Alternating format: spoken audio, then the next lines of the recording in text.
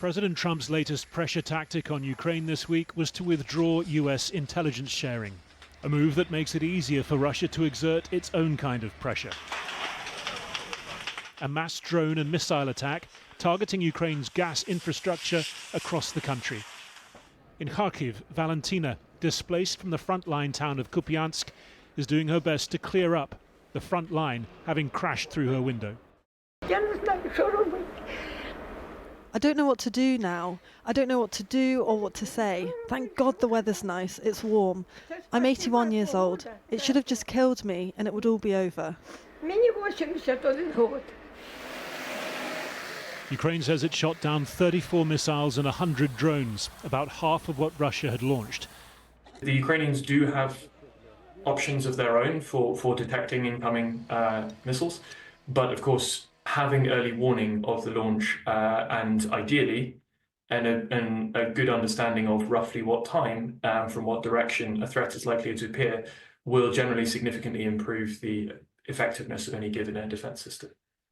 US intelligence also vital on the front lines. In the last 3 days, reports of major Russian advances in Kursk, Ukrainian troops said to be almost encircled inside Russian territory.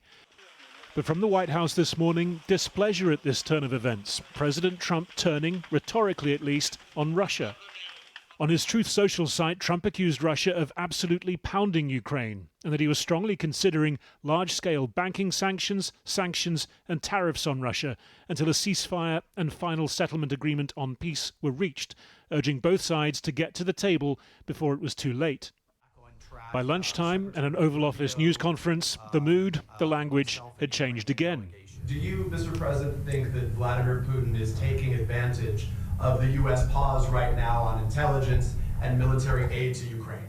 No, I actually think he's doing what anybody else would do. I think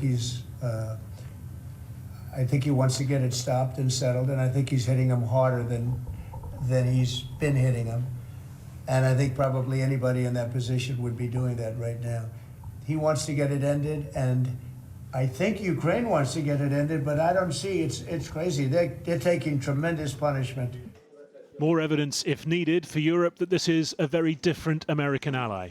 EU leaders briefing partner countries, including the UK today, on their plans for rearmament.